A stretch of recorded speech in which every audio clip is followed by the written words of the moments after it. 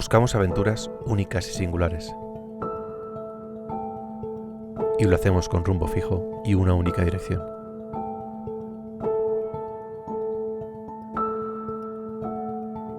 Siempre al oeste. Una serie de aventuras de Zendaya Labra. Ángel Antonio Herrera casi no le ocupa mayor aprendizaje que ir quemando el luto sucesivo con oro de trampa y carmín de asalto. Sabe que la poesía es fruto de la sed, de un sueño, de un desespero. En su territorio lírico no hay héroes ni villanos. Lo verdadero o lo falso son conceptos mercúreos. Hay una grieta, como en la canción de Cohen, o una pila de grietas, qué narices, por las que pasa la luz. Y el fuego, porque, como escribió otro poeta, los verdaderos poemas son incendios. Y Herrera, como sus maestros Baudelaire, Rimbaud, César Vallejo, Pablo Neruda, siempre Neruda, Santa Teresa o Lope, Herrera decía, exhibe un verbo ardiente, impío, salvajemente rebelde. En Los espejos nocturnos, editado por Akal, hay un viaje regresivo por toda su producción lírica. Aquí está con nosotros, en Siempre al Oeste, un podcast de aventuras de Zendaya Labra, para hablar de querida María Díaz Rovira, querido Ángel Antonio, para hablar de lo que surja, ¿no? Efectivamente, y si hay que hablar un poco del libro, pues también hablamos un poco del libro, ¿no? Sí, vamos, de la poesía, lo que queráis. ¿Qué tiene de aventurero el poeta? Bueno, pues el poeta de aventurero tiene mucho y debe tener mucho, las dos cosas. Porque el poeta, como algunas folclóricas célebres, tiene que ser un hombre rico de aventura. Es decir, yo concibo el ejercicio de la poesía naturalmente como un proyecto espiritual y como un modo de llevar o no llevar la propia biografía, y por tanto creo que el riesgo es uno de los estímulos que mueven a alguien a ponerse a escribir versos. ¿Un poeta debe ser temerario, entonces? Indudablemente temerario. Si su biografía no es una biografía de riesgo, es una poesía floja. Sería, en ese caso, la poesía de un burócrata, que es lo que a mí no me interesa. ¿Y un poeta puede ser cobarde? Un poeta puede ser cobarde, naturalmente que puede ser cobarde.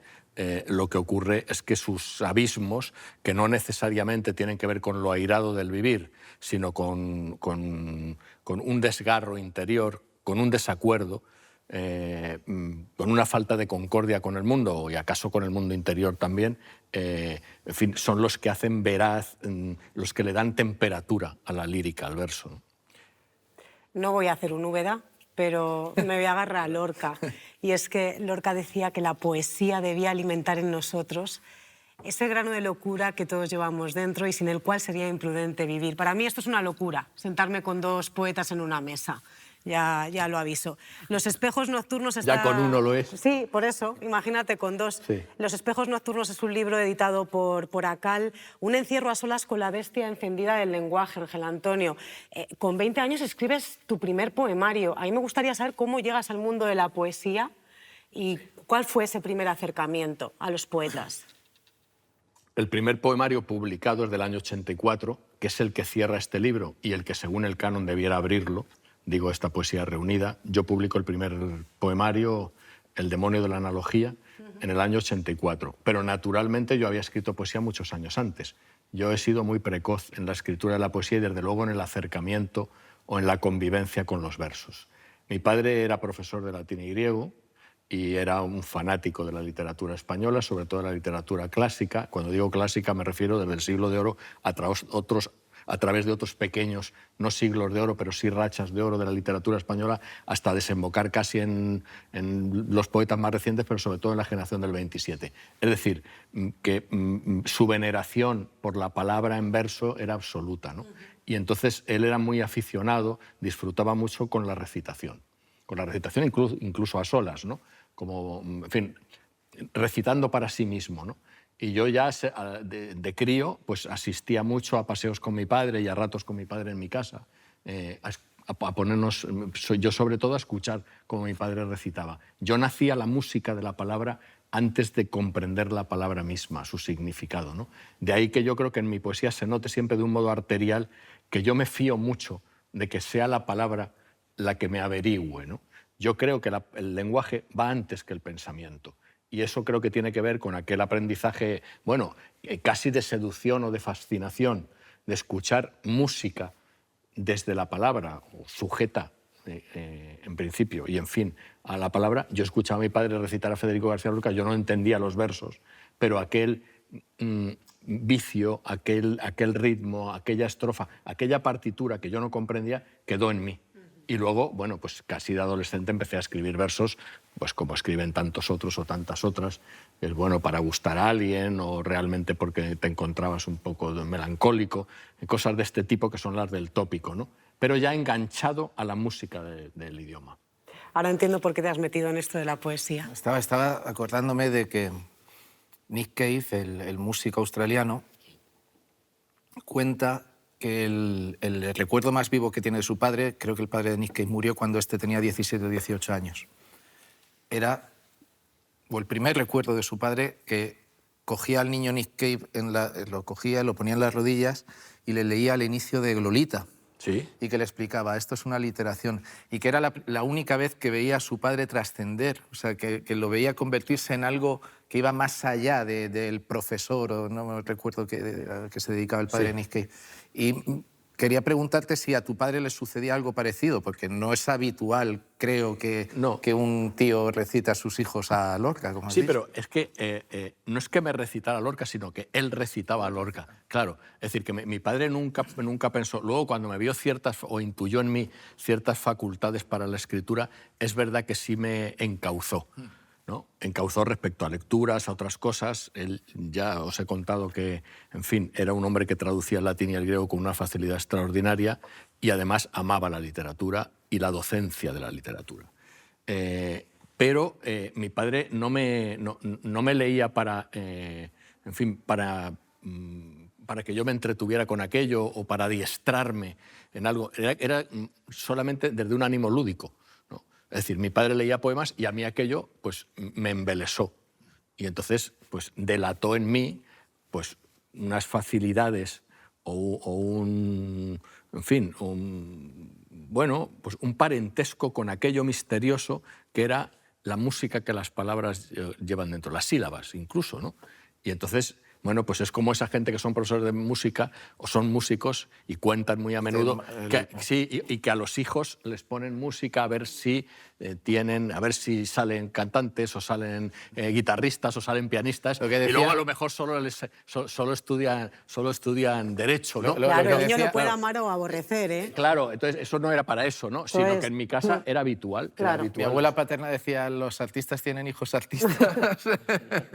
Entonces era habitual, pero fíjate que mi padre era un poeta secreto, porque mi padre escribía, no era un poeta, no era un gran poeta, porque no tenía, él no llevaba la poesía, sin embargo, versificaba con una facilidad deslumbradora.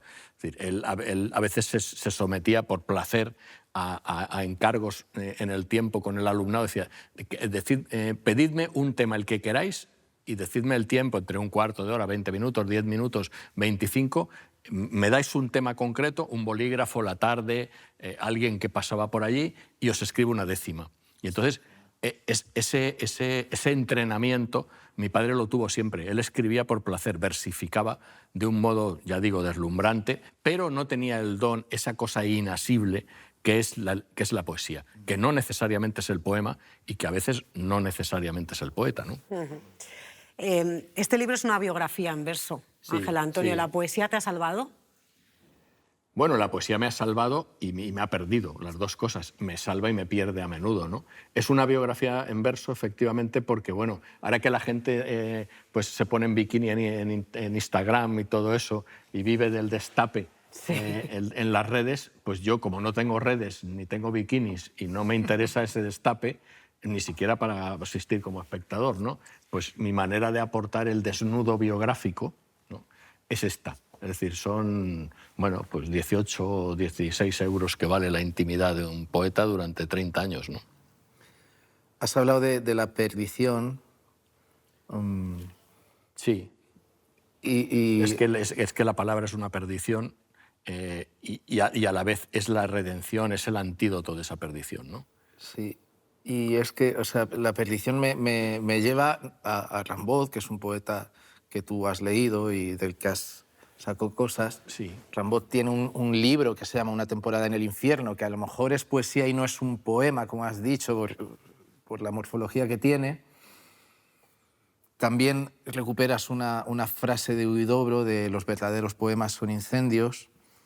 ¿El poeta debe probar, debe tocar ese fuego? Naturalmente, el poeta debe estar en ese fuego, debe arder, ¿no? Claro, naturalmente estas citas que tú extraes no son casuales ni espontáneas, porque yo las citas no las busco solamente para que de algún modo encierren o adviertan algo de lo que yo voy a decir o he dicho, sino porque además creo en ese poeta y creo en lo que está diciendo, ¿no? Es decir, podría haberlo escrito yo, que es una de las magias, ¿no?, que tiene la poesía. Es decir, la poesía dice de las biografías de otro partiendo de la propia, ¿no? Es decir, yo leo a Rimbaud, que efectivamente fue uno de mis deslumbramientos de adolescente y aún lo es a rachas, ¿no? Lo es menos ahora, pero bueno, para un adolescente o para un joven, leer a Rimbaud era realmente, en fin, frecuentar gratamente el infierno, ¿no? Pero claro, su ruptura respecto a lo que entendemos que es un poema es absoluta, ¿no? O sea, es un poema y no es un poema, es la palabra en libertad, es aquello en lo que yo creo que es poeta es saberlo todo. Así, poeta es saberlo todo. O lo de algún otro poeta también que dice el poeta lo es de repente. Eso ocurre en Rimbaud. O sea, está leyendo a Rimbaud y de pronto hay una iluminación, ¿no?, recurriendo incluso a su título de las iluminaciones, hay una iluminación que dice tu vida en 3 o 4 palabras. Yo he empleado incluso como recurso para títulos de sección de serie, a veces cosas de Rimbaud, una reciente es Ladrón del fuego. El poeta es un ladrón de fuego. Yo creo en eso, efectivamente. Hay que birlar ahí donde te puedes quemar. Y es necesario quemarse para contarlo, confesar lo vivido, que decía Neruda, ¿no? Sí, claro, sí, claro. Es decir, el que tiene el placer o tiene el amor tiene también la quemadura, ¿no? Claro, volvemos a lo que habíamos hablado antes en algún momento, es decir, no creo en la vida del burócrata que después se pone un sábado o domingo en poeta, ¿no? No transmite nada. No es que yo esté a favor de un tipo de vida o de otra respecto al ejercicio de la escritura, ¿no?, en prosa o en verso, que es lo que nos ocupa aquí. Pero yo creo que la mejor vida para un poeta es aquella que le da sus mejores versos. En mi caso, durante años en Madrid, yo pretendí una vida airada, una vida de riesgo, una vida en la que siempre fuera de noche, que tuviera territorios de peligro, ¿no?, porque aquello me servía para el verso. Otro tipo de vida a mí no me servía para lo que yo quería escribir, porque claro, en fin, el poeta es una decantación. Un hombre es una asamblea de hombres, tiene que escoger uno y perder entre tanto otros, ¿no? Entonces yo procuré ir escogiendo aquellos hombres que yo era o que podía ser y que beneficiaban a un tipo de escritura que es la mía, ¿no?, a un género. Uh-huh. Tus mejores versos son los del presente, y lo pregunto porque, claro, empiezas el libro por el final, por los poemas más recientes. ¿Te gustan más, imagino? O a lo mejor es que te da miedo enfrentarte a ese chaval de 20 años. No sé si es un recorrido coherente, ¿no?, los que escriben en dirección contraria. Sí, a ver, el libro Los espejos nocturnos está arbitrado contra el canon. A mí todo lo que sea ir contra el canon de arranque me parece bien, contra cualquier canon. Pero por otro lado, en fin, después de adornarme con esta frase, tengo que decir que para mí lo fácil, por alegre, por elemental, era empezar por los últimos poemas publicados. ¿Por qué? Bueno, pues porque me gustan más. Me gustó más en el Ángel Antonio Herrera de hace 3 o 4 años que en el del año 84. Digo respecto al resultado, al poema en sí, al artefacto del poema, ¿no? Cuando reuní toda esta poesía, pues estuve a punto de no seguir en el proceso o en el proyecto, porque de pronto vi que nada me gustaba, ¿no? Pero bueno, al día siguiente vi que algunos me gustaban más, otros, en fin, podía tolerarlos, y a lo mejor al tercer día dije, bueno, pues no está tan mal reunirlo todo, no tocar nada, es decir, dar el poeta del 84, dar el poeta del Para ver la 2000, involución. Claro. Para ver que desde hoy hacia atrás también se lee el proceso de una escritura, que es lo que creo que tiene interés en libros de reunión de poesía, ¿no? Tiene otros, pero bueno, esencialmente es ver la gestación de una escritura, ¿no? Cómo evoluciona, de dónde viene, dónde fue, qué territorios frecuentó, dónde fracasó, a qué está pendiente, ¿no? Y eso creo que se ve igual empezando en el 84 y llegando al 2014 que al contrario, ¿no? Claro, por eso digo que es un recorrido coherente y sobre todo defiendes que un poema nunca se termina. Yo no sé si a la hora de elaborar este libro, Ángel Antonio, te han dado ganas de rematar en alguno, corregir. Sí, me han dado ganas dos cosas. ¿Lo has Aquella hecho? cosa que hacía... No, bueno, he corregido algunas cosas, a lo mejor alguna reiteración, Sí. alguna cosa especialmente solemne del poeta más joven, porque paradójicamente uno se ve en el tiempo... Yo era más serio y más solemne escribiendo cuando tenía 20 años que ahora. Y eso lo he visto atando los poemas, ¿no? Creo que la segunda parte del libro, que es la más antigua, es la más seria, es la más solemne. Parece escrita por un hombre mayor que yo. Y al contrario, ¿no? Creo que es más joven por indagatoria, por descerrajada, por atrevida, sobre todo en el lenguaje, porque yo he ido frecuentando el barroquismo desde distintos aspectos, ¿no? Desde distintas miradas. Y he llegado a un barroquismo hacia adentro, mucho más transparente que el que tenía al principio, ¿no? Yo no reniego en absoluto del barroquismo en lengua castellana, me parece una cumbre del trabajo lírico y creo además en el poder evocador, mágico e impensable de la propia escritura, ¿no? Y entonces creo en eso que tú has apuntado aquí. Creo que todo poema es el borrador del poema siguiente. De modo que uno no está sino escribiendo siempre el mismo poemario, porque los poemas nunca se ultiman, pasan a ser otro, y de ahí pasa a ser otro. Y bueno, visto así, al revés, ocurre lo mismo. Es decir, ves un poema del 2014 y vas hacia atrás, llegando a poemas pues, del 2005, del 2000, y en fin, y hacia atrás. Y vas viendo cómo eso es lo mismo, pero, en fin, abordado de otro modo, ¿no? Y sí, realmente cada poemario es el borrador del poemario siguiente. Y vamos, sospecho no, sé que lo último es el borrador de lo que estoy haciendo ahora. Estaba dándole vueltas a lo que habíamos hablado del fuego. Yo creo que ahora se dice o tiene eco, pero que es algo que siempre se ha dicho, que la poesía es un género minoritario. Yo creo que no siempre lo ha sido. De hecho, yo creo que la literatura como tal nace de forma poética, ¿no? Las recitaciones. Pero siempre se ha hablado de la poesía como, digamos, género. No es un género, el poético como tal, en realidad. Claro. Como hijo marginal de la literatura. Género ¿no? chico, como la zarzuela. Sí, pero no es chico. Es que, Exacto, como claro, la zarzuela, porque, que tampoco claro, lo Es que no es una novela negra, ¿no? Claro. Es como una de las tres patas, quizá. ¿no? Sí. O sea, ¿no? Sí, marginal podría ser, sí. En el sentido marginal, en el sentido de que vive en los márgenes, ¿no? Claro. Justo. Y yo creo que, bueno, a lo mejor eso siempre ha sido así. Y yo creo que ahora ocurre una paradoja. Y es verdad que digamos que un poeta no se va a convertir en bestseller, pero a la vez existe un fenómeno que, grosso modo, se puede resumir en poetas de Instagram, que es gente que escribe 2 o 3 versos, que los sube y que ya se cree, pues yo qué sé, Mayarmé, ¿no? Entonces, en primer lugar, ¿se está volviendo el ser humano ignífugo con respecto al incendio del poema del que hablaba Huidobro? Bueno, aquí has metido lo de Internet, que es un tema interesante. Es que te quiero hacer luego una pregunta sobre esto. Sí, pero quiere decir que si hay gente ahora escribiendo que es refractaria al poema o a la poesía como una cosa incendiaria. Primero ¿no? me gustaría preguntártelo como lector. O sea, si los lectores se están volviendo... o sea, que asumen que asumen la poesía como algo que tiene que estar, pero que es un placebo, que no... El lector. El lector, dices. sí. Bueno, si me preguntas a mí como lector, a mí solamente me interesa la poesía que me gustaría haber escrito yo, ¿no? Es decir, yo vuelvo recurrentemente a poetas que yo leía cuando tenía 16, 18, 20 años, pero quizá digo mal si insisto en vuelvo a poetas, es que no los he abandonado nunca.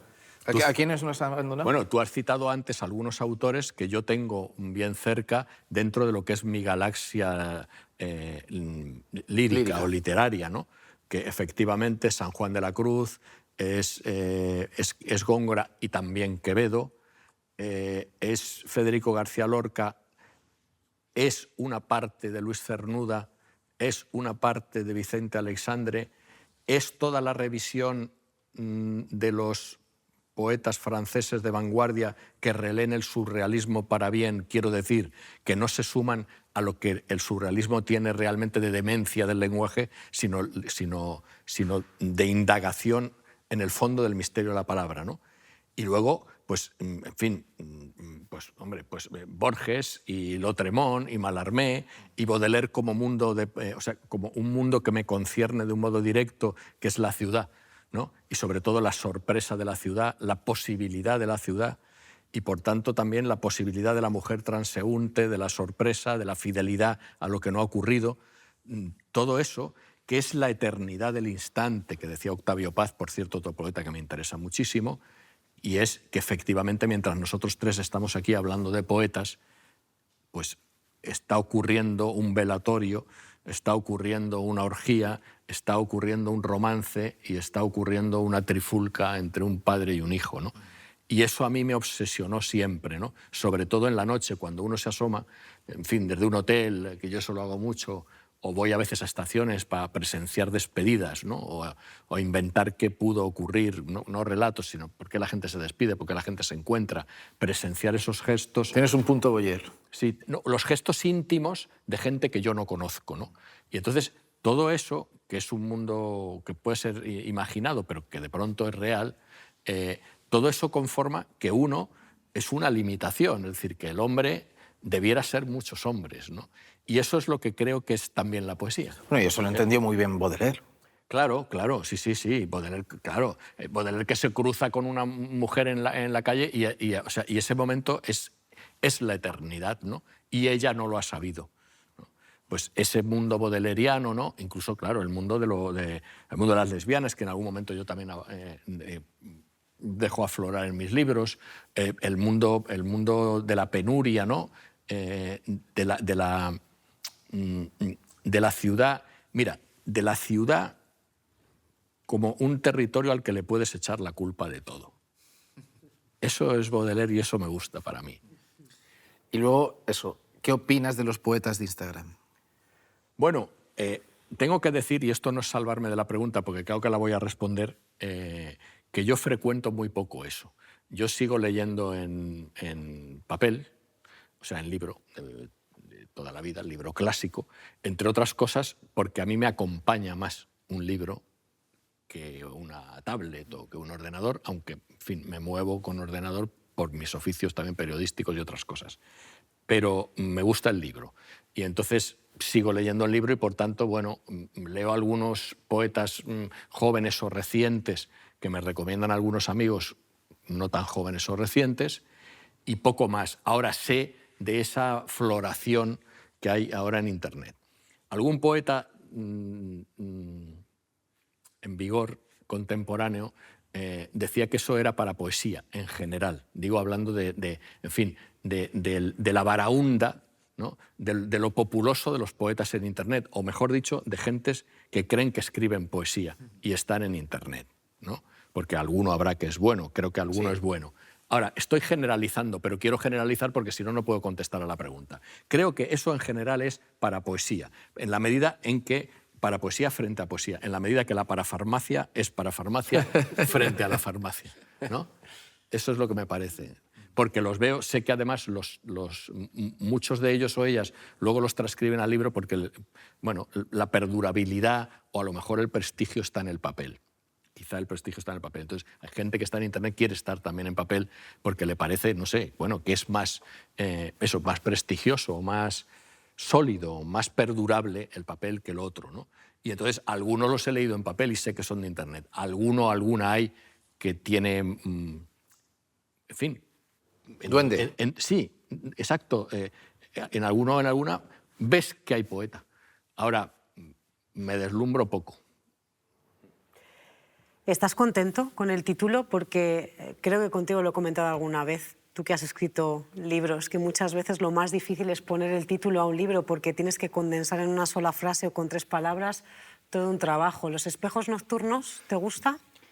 No me disgusta. Bien. No me disgusta, no me disgusta. Mira, tiene una larga tertulia los títulos, ¿no? Es muy difícil titular bien. Yo, por lo general, los títulos los voy... Vivo obsesionado con 4, 6 u 8 títulos que se me van ocurriendo respecto a lo que hago y me duran más que los libros. Es decir, no llego a decidir cuál es el título definitivo de un poemario, ni cuando empecé el poemario, ni a medio poemario, ni tampoco al final. Generalmente tengo títulos muy poderosos y muy llamativos, pero los acabo descartando porque creo que se sostienen más en el tiempo los títulos que no son tan pretenciosos, ni tampoco simplísimos, ¿no? Pero, en fin, que digan el libro, pero que se sustenten en el tiempo, ¿no? Y por eso me acabo quedando, de entre los 4 o 5 que tengo más sonoros, creo que mejores o más arriesgados, con los más ceñidos.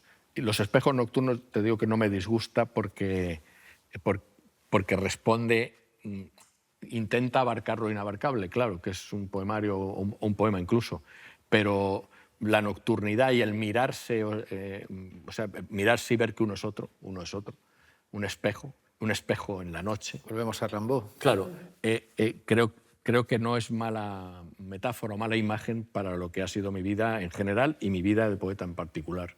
Le voy a preguntar por umbral. Porque al final, fíjate, lo estábamos hablando precisamente por el título del libro, umbral fue espejo. ¿Qué supuso encontrarte con Umbral, con su trabajo, con sus letras? Para mí, siendo adolescente, cuando yo me asomaba a la literatura como lector, Umbral fue un deslumbramiento absoluto. O sea, los libros de entonces que yo Umbral frecuentaba y leía eran, bueno, para mí cuando Umbral sacaba un título, yo entonces vivía en provincias, donde las cosas se ven de una... Los prometedores atardeceres de provincias son otra cosa y también merecen otra tertulia. Entonces, cuando Umbral sacaba un libro, como algunos otros autores, pero Umbral es del que vamos a hablar ahora, para mí me alegraba el mes, o sea, era una felicidad. Porque Umbral era para mí entonces lo que luego vi que José Hierro decía de Umbral, que era entrar en una página de Umbral es entrar en una discoteca. Eso era lo que yo vivía. O sea, yo abría una página de Umbral, ya no digo en los periódicos y tal, sino en los libros que entonces publicaba, que eran muchos, como siempre, yo entraba en una juerga. O sea, Umbral es una juerga del idioma, del lenguaje, ¿no? Y entonces eso a mí me deslumbró porque yo he tenido siempre una veneración enorme por la imagen, por la metáfora. La metáfora siempre dice más. Decía Proust que lo dicho en metáfora perdura todavía más que otras cosas, ¿no? Yo también creo en eso. O sea, la metáfora nunca se ultima. Está siempre pendiente de decir otra cosa.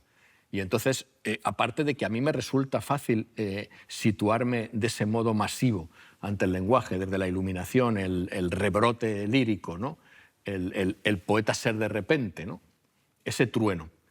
Y entonces eso Umbral lo tenía de un modo abusivo, porque Umbral fue un lector infinito de poesía, finísimo, y trasladó lo mejor de la síntesis de la metáfora y de la lírica a la anchura de la prosa y del artículo. Entonces, para un poeta, que era lo que yo era y lo que yo soy, pues Umbral era, en fin, pues una fiesta. Era una fiesta. Y luego resulta que con el paso del tiempo, pues bueno, pues en fin, frecuenté, para él la poesía era una cosa esencial y bueno, y luego respecto al articulismo me parece un magisterio. Un magisterio. Sabemos que la ciudad te inspira, que las aventuras inconfesables te inspiran, que tu propia vida te inspira. Sí, pero casi todo lo tengo confesado ahí, ¿no? Lo que pasa es que, claro, se confiesa todo de un modo entornado, como tiene que confesar la poesía, ¿no? Nunca tiene que ser clara del todo, ni tampoco oscura, ¿no? ¿Y qué te quita las ganas de escribir? Bueno, pues me quita la gana de escribir, sobre todo el exceso de trabajo, no las ganas. Pero vamos, sí me quita la ocasión de escribir. Y las ganas de escribir yo creo que me las quita la felicidad. La felicidad es terrible porque no te deja escribir. No te deja escribir. La felicidad te lleva a hacer un viaje, a beber, a marcharte, pero no a ponerte delante de un folio a ver qué te ocurre, ¿no? O a ver qué dicen las palabras que a ti te ocurren. Porque yo no sé, no sé qué he querido escribir hasta que más o menos, iba a decir termino, pero los poemas no se terminan nunca, sino cuando más o menos doy por resuelto el poema, porque realmente hay que resolver ahí un enigma, ¿no? Hay que componer. El poeta tiene mucho de compositor, en el sentido pleno último de la palabra. Hay que componer algo ahí, ¿no? Que más o menos se acerque, no sé si a lo que quieres decir, pero sí a lo que en ti ocurre, ¿no? Y bueno, ese es el poema, que es un misterio, ¿no? Nunca se acabará de saber por qué se escribe un poema, ni cómo se resuelve, ni nada. Yo no sé nada de eso, ¿no? Pero bueno, acudo a este poemario que es mío y a otros de otras gentes y encuentro que a veces dicen cosas que son radicalmente mi vida. ¿Y cómo ha sido esto que has dicho de que la ciudad es un objeto al que echarle la culpa de cosas, ¿no? Sí, la ciudad es un territorio, sí. A mí me gustan las ciudades, las 2 o 3 ciudades que en mí además han sido temario y obsesión, son ciudades a las que yo les puedo echar la culpa de todo. Madrid y La Habana son las 2 ciudades esenciales en mi vida. Hace mucho tiempo que no voy a La Habana, pero hubo años que iba muchísimo. Porque en La Habana es una ciudad a la que le puedes echar la culpa de todo. Yo a La Habana acudí, yo iba a vivir La Habana de Guillermo Cabrera Infante, ¿no? Iba a buscar La Habana de sus libros. Hiciste un viaje de vocación literaria, digamos. Sí, claro, sí. Fui, para mí Cabrera, otro cardiólogo del idioma, ¿no? Para mí Cabrera fue también otro deslumbramiento como Umbral. Luego le conocí, pero poco, por Marcos Ricardo Barnatán, que fue mi primer editor de poesía y uno de los primeros y más antiguos amigos que yo he tenido en la literatura, en la vida, en Madrid. Y bueno, y entonces a mí los libros de Cabrera me parecían y me siguen pareciendo prodigiosos, porque las palabras, dispara las palabras muy lejos. Y entonces yo quería vivir la Habana que él insinuaba, que era una Habana una Habana de la música, de los cabarets, una Habana de plena deshora, de cantantes de bolero, de bailarinas del Tropicana.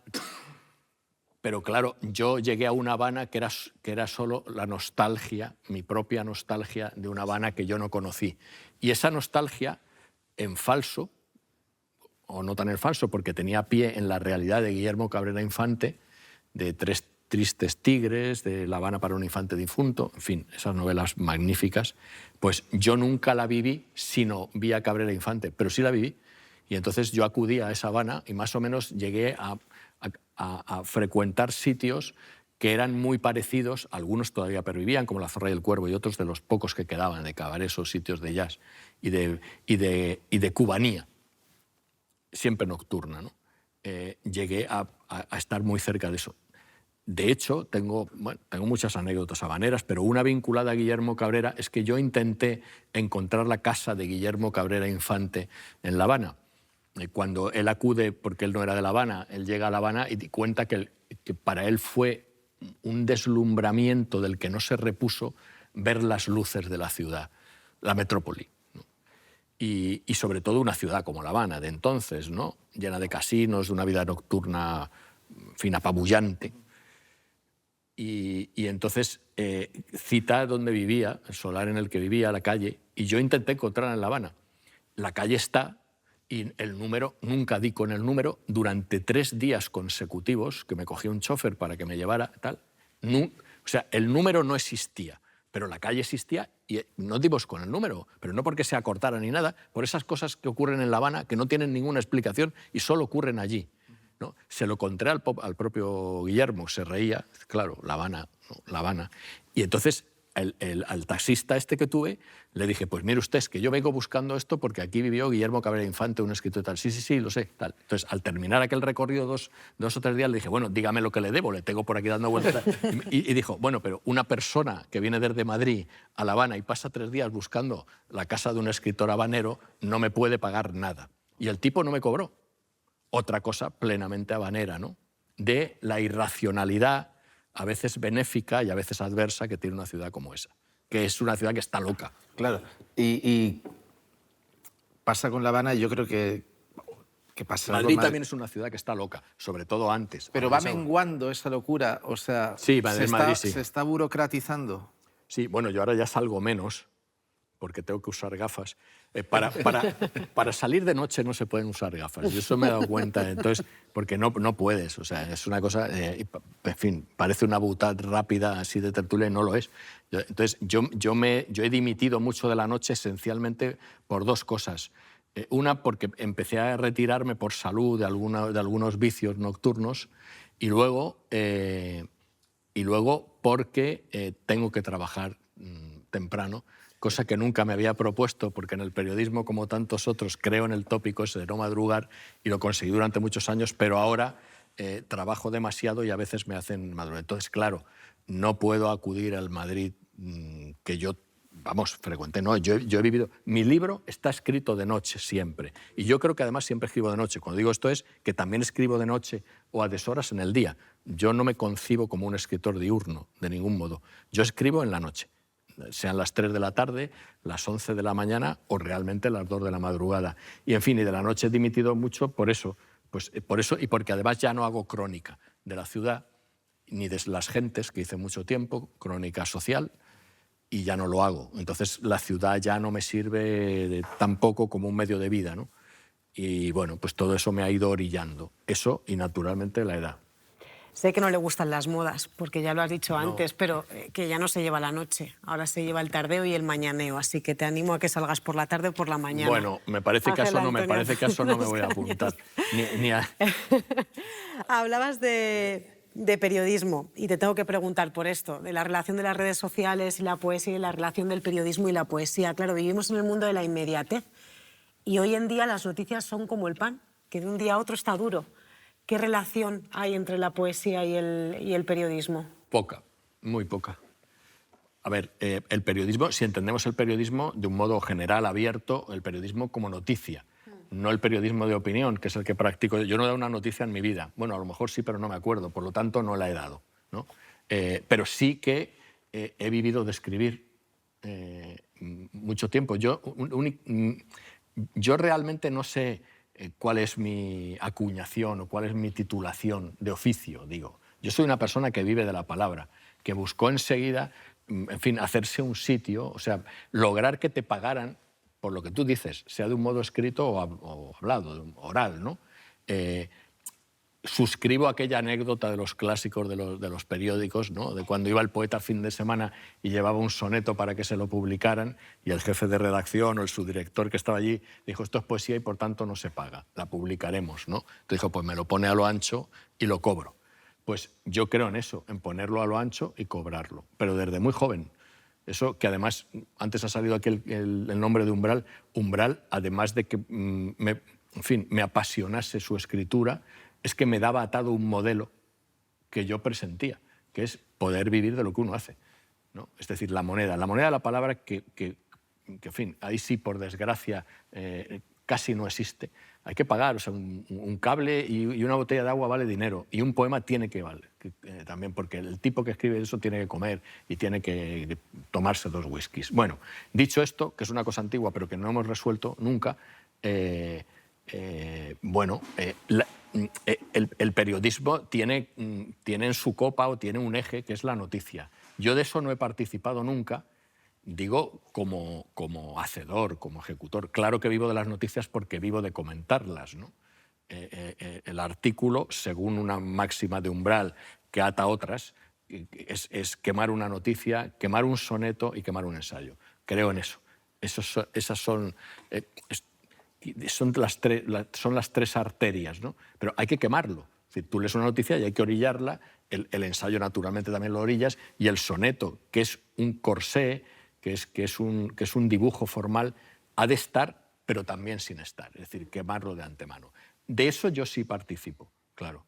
Es decir, creo que la poesía aspira a la perdurabilidad, está escrita en los márgenes para quedar en los márgenes, y el periodismo no, ni siquiera el de opinión. Es decir, pues acaba hoy, ¿no? Acaba hoy, a pesar de que uno le ponga, pues eso, afanes literarios, un trabajo, esto mismo, ¿no? Una construcción, en fin, aquellas cosas que decía Cunqueiro, ¿no? Para el columnista, y yo estoy en eso, ¿no? El cronista, que las verdaderas noticias son las que tienen 500 años. Pues eso es lo que nos ocupa a los que leemos o escribimos para que otros lean en los periódicos, ¿no? Yo puedo fardar de dos cosas. Una de ser un gran lector de poesía y otra es ser un gran lector de periódicos. De novelas de aventuras estamos aquí porque el podcast va de Senda de Aventuras, sí, pero tampoco es un género que a ti te apasione. Pero no es porque no me apasione el género, sino porque a mí la narrativa me pasó de lado. Sí, a mí, como a Borges, me cuesta mucho escribir, o sea, perdón, me cuesta mucho leer algo que tenga más de 100 páginas. Sí. Y entonces las novelas, por lo general, sean novelas de aventuras, sean novela negra, incluso sean memorias, por eso me gusta mucho el género fragmentario, los dietarios, todo eso que los leo como si fuera poesía, ¿no? Porque yo soy un yonki de la poesía, yo todo lo veo desde ahí. El mundo lo veo también con una antena lírica, ¿no? De eso no me salvo. Entonces, claro que he leído novelas de aventuras, sobre todo leí novelas de aventuras de joven, de bachiller, de estudiante, ¿no? Y bueno, me gustaban. Lo que pasa es que a mí la peripecia contada me acaba aburriendo un poco, ¿no? Es decir, yo trabajo como la lector. batallita. Sí, quizá la batallita o el relato, ¿no? A mí es que me ponen en medio un relato y ya el seguir como lector el relato, porque claro, ser lector es un oficio. Entonces no es lo mismo, en fin, leer un texto, una novela de Gabriel García Márquez que una cosa de Philip Roth o una cosa de Alejandro Dumas o una novela de Cela, ¿no? Quiero decir que son distintos o diversos entrenamientos o trabajos de lector.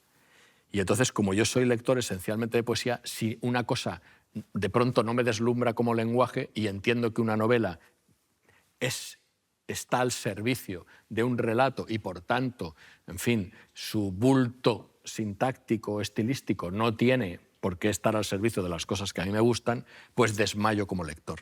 Claro, el problema no es que esos géneros en prosa sean menores o más desdeñables que otros, sino que yo como lector tengo mis limitaciones, ¿no? Que es como decir mis vicios, ¿no? Pues, a mí no me gustan las gambas, o sea que... Es verdad eso, ¿no te gustan las gambas? No, las cucarachas de mar... No, ya. No, nada. No dices lo mismo de la cerveza. Bueno. Pero es que estaba dándole vueltas. Digo, al final los temas en una novela de aventuras son la búsqueda de algo valioso, ¿no? Sí. O de un lugar desconocido. Sí, un Edén, sí. ¿Hay algo más valioso que conocerse a sí mismo? Y además que creo que la poesía te enfrenta a ti mismo, ¿no? Una hoja en blanco. Hombre, naturalmente, claro, sí. Es una aventura. Una hoja en blanco es la aventura, claro. Sí, abismal aventura. Sí. Porque además incluye todas las aventuras. Es decir, que un poema es una biografía, un verso también, ¿no? Pero es la biografía de tantos, ¿no? Claro, luego si lees una novela de aventuras, ¿no? Pura y dura, no sé, pues de gente que se echa a navegar a ver qué ocurre, y una contienda de piratas, todo eso tal, pues vale. Pero yo enseguida propendo a la lectura de otras cosas, ¿no? Porque es que a mí la poesía no me fatiga. Yo vivo muy bien en medio de una poesía, incluso si es difícil, mejor, ¿no? Claro. Es decir, porque me gusta prosperar como lector, ¿no? Antes Úbeda citaba aquí a Mallarmé. Citaba a Mallarmé al lado de Instagram. Qué cosas hace Úbeda, ¿no? Sí, claro. Bueno, ya sabes que las dos grandes figuras... Mallarmé en Instagram. Es que soy muy español, claro. Machi. Las dos grandes figuras retóricas nuestras son el oxímoron y la hipérbole. Así es verdad, sí. No, pero es bueno eso, ¿no? O sea, el Instagram... Mallarmé escribiría en Instagram. Además, yo he dicho Mallarmé. Bueno, pero es te que hemos es un entendido. Mallarmé en ciudad realeño, ¿sabes? En Mallarmé, Manchego, sí, en sí. manchego, sí. Yo también lo habré dicho en manchego, seguramente. Bueno, pero eso, Mallarmé, que es el hermetismo, que es la oscuridad, es que... Bueno, pues a mí me gusta adentrarme... Eso es otra aventura, claro. Es la aventura del idioma, del lenguaje. Fíjate, La isla del tesoro, por ejemplo, que es una novela de aventuras fascinante y que además ha inspirado al cine, la televisión, la literatura. Atención a la pregunta, ¿eh? ¿Qué te llevarías a una isla, Ángel Antonio? ¿Qué me llevaría a una isla? Sí. Como digas un libro, no te creo. No, no. Es que a una isla hay poco que llevarse. Por eso. La isla te lo da ya todo resuelto, lo que yo pretendo, ¿no? Sí. Una navaja. Claro, el problema de la isla es la soledad, ¿no? O sea, Ya. digo, cuando se proponen esas cosas, ¿no? Una isla, una navaja... Pero no lo sé. el toro de la soledad yo creo que lo tienes bien lidiado. Cuando te miras a un espejo, Pero ¿no? hay y ves todas indígenas, tus hay asambleas. indígenas, Claro, ¿no? Eso. Pero hay indígenas o no. O una Porque- balsa. Una balsa no sería mala cosa para llevarse a una isla, ¿no? Una Y balsa, cuando, claro, y también. cuando quieras, pues te piras de ella. Música, en todo caso, ¿no? No sé lo que se puede llevar uno a una isla desierta. Es que nunca... Es porque es desierta, ¿no? Claro, sí. Claro. Ya lo siento. Crema Claro, solar. porque Crema hay- solar no sería mala. Pues mira, sí, exacto, sí, pues crema solar. Me llevaría así. No, es que es terrible. Claro, crema solar y a lo mejor repelente de mosquito. De mosquito. Fuerte, porque claro, no tienes más que repeler salvo los mosquitos, ¿no? En una isla desierta, porque claro, isla sí, claro, pero desierta. Es que una isla desierta no creo que tiene poco interés, ¿no? ¿Para qué irse a una isla desierta? A una isla sí. La isla me interesa mucho como concepto y también como propuesta, ¿no? De aventura, una isla. Bueno, y aquí en Siempre al Oeste, un podcast de aventuras de Zenda y de Labra, estamos haciendo una biblioteca mutante, creciente, y para cebarla te pedimos que nos dijeras una novela de aventuras que te gustara, y tú que eres amigo de leer lo poco, pues te hemos traído una edición de bolsillo. Una Biblia, es una Biblia. Una edición de bolsillo del Conde de Montecristo. Justifica tu elección. Sí, bueno, pues mira, El Conde de Montecristo sí que es una novela que a mí me gustó mucho en su momento. Yo leía, aquí he contado el del magisterio y de la compañía que me hizo mi padre en mis inicios en la literatura. Mi padre tenía, en fin, una biblioteca muy potable, decente, y había muchos libros editados bien, ¿no? O sea, con cubierta de piel y algunos sobredorados y tal. Y había una colección larga de los libros de Alejandro Dumas, ¿no? Y yo no llegué nunca a entrar, porque aquello sí que me parecía un océano, ¿no? Era una cosa inacabable. Pero El Conde de Montecristo es una novela que a mí sí me sedujo mucho, porque el protagonista para mí tenía algo byroniano, ¿no? O mucho byroniano. Era un tipo, el mundo dantés, un tipo que lo había pasado muy mal y luego funda la venganza, ¿no? Que nada tiene que ver con Leonardo. Que nada tiene que ver, claro, efectivamente. Es Edmundo, ¿no? Edmundo Dantes. Está bien la precisión, sí. Y entonces, claro, es un héroe, en fin, es un héroe que lo sabe todo, que puede con todo, ¿no? Y que realmente o sea, lo pasa muy mal y luego lo pasa muy bien, ¿no? Y es traicionado y luego busca la venganza, que es algo que más o menos en la vida debiera cumplirse, ¿no?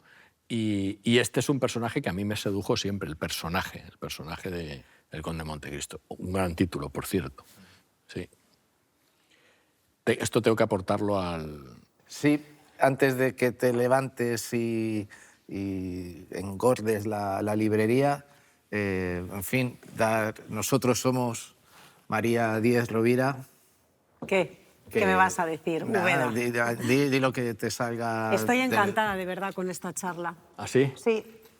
Sois hombres de fuego, los poetas. Ya ves. Más necesarios que nunca. Parece. Y me he quedado dándole vueltas a una cosa, el papel de la educación, ¿no? Porque tú lo mamas, la poesía, y Jesús creo que también. Sí, el del maestro. El del maestro, a eso aprende. voy. La poesía en los programas educativos, la poesía en las escuelas, creo que falta, ¿no? Y creo Bueno, que claro, ahí es que antes se enseñaba a recitar y la gente Sí. tenía que memorizar poemas, ¿no? Pero claro, todo desde lo lúdico. Yo recuerdo que mi padre muy a menudo aborrecía los métodos de docencia, los métodos de enseñanza, ¿no? Porque realmente lo que hay que intentar es transmitir una pasión. Si no cunde, si en mí no hubiera cundido, mi padre, bueno, somos 3 hermanos, ¿no? Ninguno se dedica a la literatura salvo yo. Son aficionados a leer, pero nada más, es decir, no tienen ningún vínculo ya de vocación clara, ni siquiera profesional, ¿no? Pero la iniciación, ¿no? El fomento, la compañía, ¿no? Pues yo voy contigo, ¿no? En esto, eso es muy importante, claro que sí. Yo sin mi padre no me dedicaría a esto de ninguna de las maneras, es decir, que mi vida se ha hecho a partir de eso. Y como decía Martín Gaite, que lo interesante está en las ramas, y en esta conversación hubo muchas ramas. Gracias. No, gracias a vosotros, se ha pasado muy bien. Pues María Díez Rovira, Jesús Fernández Úbeda y el gran Ángel Antonio Herrera, que va a darle de comer a la librería. Voy a colocarlo aquí. De Siempre al Oeste. Muy bien.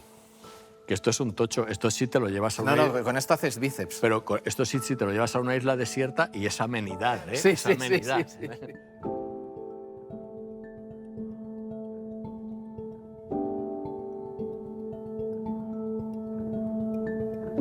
Siempre al oeste.